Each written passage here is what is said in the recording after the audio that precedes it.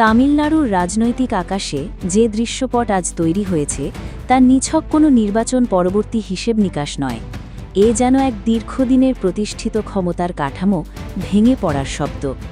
বহু দশক ধরে যে দুই শক্তি ডিএমকে এবং এআইএডিএমকে নিজেদের অপ্রতিদ্বন্দ্বী শক্তি হিসেবে প্রতিষ্ঠা করে রেখেছিল, সেই রাজনৈতিক বাস্তবতায় আজ দেখা দিয়েছে এক অপ্রত্যাশিত ফাটল।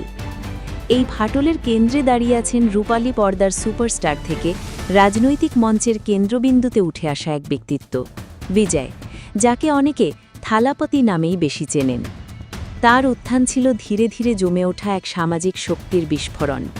সিনেমার পর্দায় তিনি ছিলেন নায়ক, কিন্তু রাজনীতির বাস্তব ময়দানে এসে তিনি হয়ে উঠেছেন জনমানুষের প্রত্যাশার প্রতীক। এই নির্বাচনে তার দলের অপ্রত্যাশিত সাফল্য শুধু সংখ্যার হিসেব নয়, বরং এক মানসিক বিপ্লবের বহিঃপ্রকাশ। দীর্ঘদিন ধরে গড়ে ওঠা রাজনৈতিক সংস্কৃতির বিপরীতে দাঁড়িয়ে মানুষ যেন নতুন কিছু খুঁজে পেতে চেয়েছে, একটি নতুন নেতৃত্ব, নতুন ভাষা, নতুন প্রতিশ্রুতি। এই নির্বাচনের ফলাফল ঘোষণার পরপরই যে চিত্রটি সবচেয়ে বেশি আলোচনায় আসে তা হল বিজয়ের এক ভিন্ন ধর্মী প্রকাশ।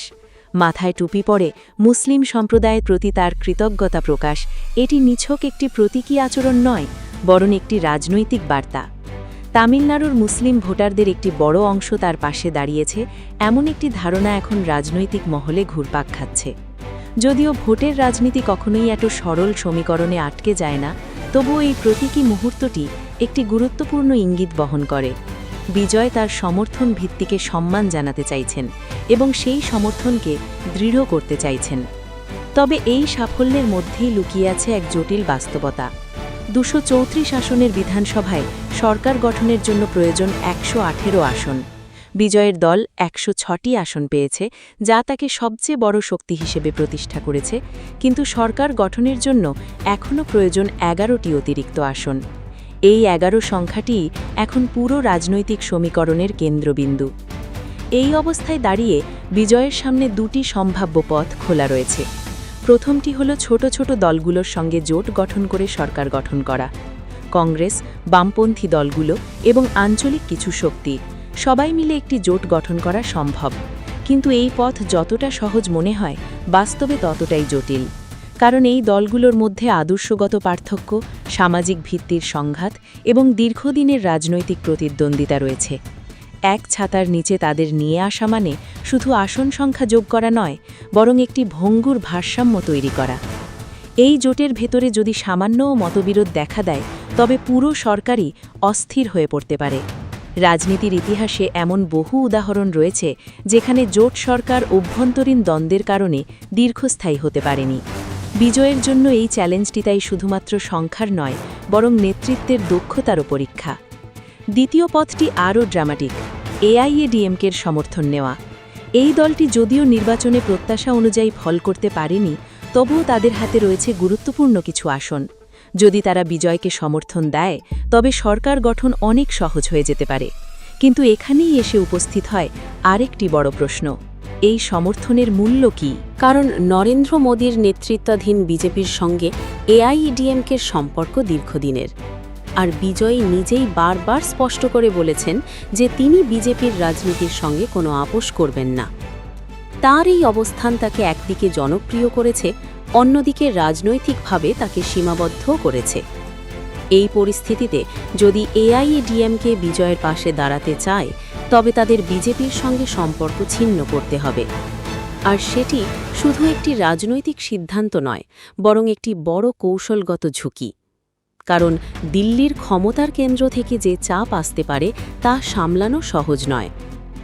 এই পুরো পরিস্থিতির মধ্যে কেন্দ্রীয় রাজনীতির প্রভাবও স্পষ্টভাবে অনুভূত হচ্ছে। দিল্লির ক্ষমতা কেন্দ্র এই নির্বাচনের ফলাফলকে খুব গুরুত্ব সহকারে দেখছে, কারণ তামিলনাড়ু শুধু একটি রাজ্য নয়, বরং দক্ষিণ ভারতের রাজনৈতিক ভারসাম্যের একটি গুরুত্বপূর্ণ অংশ। এখানে যদি একজন শক্তিশালী বিজেপি বিরোধী নেতা ক্ষমতায় আসে, তবে তা জাতীয় রাজনীতিতেও প্রভাব ফেলতে পারে। এই প্রেক্ষাপটে বিভিন্ন ধরনের রাজনৈতিক কৌশল নিয়ে আলোচনা শুরু হয়েছে। অপারেশন লোটাস শব্দটি আবার সামনে এসেছে, যেখানে বিরোধী দলের বিধায়কদের ভাঙিয়ে এনে সরকার গঠনের চেষ্টা করা হয়। যদিও এসব বিষয় প্রমাণ করা কঠিন, তবুও রাজনৈতিক মহলে এ নিয়ে জল্পনা কল্পনার শেষ নেই। একই সঙ্গে কেন্দ্রীয় সংস্থাগুলোর ভূমিকাও আলোচনায় এসেছে। তদন্ত সংস্থা, কর দপ্তর এসব প্রতিষ্ঠানকে রাজনৈতিক উদ্দেশ্যে ব্যবহার করা হতে পারে এমন অভিযোগ নতুন নয়। তবে এই পরিস্থিতিতে এসব বিষয় আরও বেশি করে সামনে আসছে।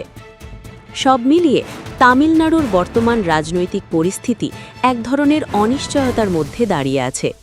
একদিকে রয়েছে বিজয়ের জনপ্রিয়তা এবং মানুষের প্রত্যাশা, অন্যদিকে রয়েছে জোট রাজনীতির জটিলতা এবং কেন্দ্রীয় রাজনীতির চাপ। এই মুহূর্তে সবচেয়ে বড় প্রশ্ন হল, বিজয় কি পারবেন এই জটিল সমীকরণ সামাল দিতে? তিনি কি তার জনপ্রিয়তাকে কার্যকর রাজনৈতিক শক্তিতে রূপান্তর করতে পারবেন, নাকি এই পথেই কোথাও গিয়ে থেমে যাবে তার যাত্রা? সময়ের সঙ্গে সঙ্গে এই প্রশ্নগুলোর উত্তর মিলবে, কিন্তু এটুকু নিশ্চিতভাবে বলা যায় যে তামিলনাড়ুর রাজনীতি এখন একটি নতুন মোড়ে দাঁড়িয়ে আছে। এখানে যা ঘটছে তা শুধু একটি রাজ্যের নয়, বরং পুরো দেশের রাজনৈতিক ভবিষ্যতের ইঙ্গিত বহন করছে। এই গল্প এখনও শেষ হয়নি, বরং বলা যায় এটি এখনও শুরু। দর্শক, বিষয়টি আরও গভীরভাবে বোঝার জন্য আমাদের একটু পেছনে ফিরে তাকাতে হয়। বাংলাদেশের পররাষ্ট্রনীতির ঐতিহাসিক ধারা এবং বর্তমান বাস্তবতার মধ্যে যে পার্থক্য তৈরি হয়েছে সেটি অনুধাবন করা জরুরি। স্বাধীনতার পর থেকে বাংলাদেশ চেষ্টা করেছে একটি ভারসাম্যপূর্ণ পররাষ্ট্রনীতি বজায় রাখতে, যেখানে সবার সঙ্গে বন্ধুত্ব, কারোর সঙ্গে বৈরিতা নয়, এই মূল নীতিই ছিল চালিকা শক্তি। কিন্তু সময়ের পরিবর্তনের সঙ্গে সঙ্গে আন্তর্জাতিক রাজনীতির চরিত্র যেমন বদলেছে, তেমনি বদলেছে আঞ্চলিক শক্তির প্রভাব এবং তাদের কৌশলগত আগ্রহ। বর্তমান সময়ে দক্ষিণ এশিয়া আর শুধুমাত্র একটি আঞ্চলিক ভূখণ্ড নয়, এটি পরিণত হয়েছে একটি কৌশলগত প্রতিযোগিতার কেন্দ্রে। ভারত, চীন, যুক্তরাষ্ট্র প্রত্যেকেই এখানে নিজেদের অবস্থান শক্ত করতে চাইছে। এই বাস্তবতায় বাংলাদেশের অবস্থান অত্যন্ত স্পর্শকাতর, কারণ ভৌগোলিকভাবে ছোট হলেও এর অবস্থান এমন যে এটি আঞ্চলিক যোগাযোগ, বাণিজ্য এবং নিরাপত্তার ক্ষেত্রে একটি গুরুত্বপূর্ণ সংযোগস্থল।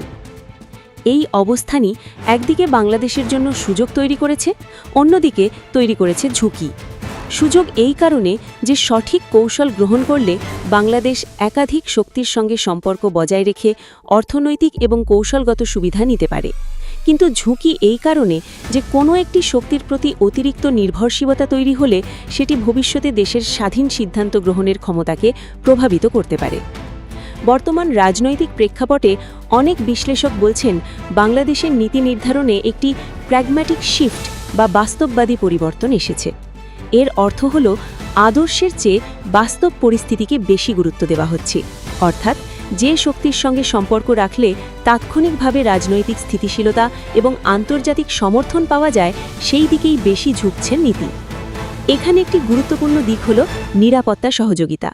দক্ষিণ এশিয়ার নিরাপত্তা পরিস্থিতি সব সময়ই জটিল, বিশেষ করে সীমান্ত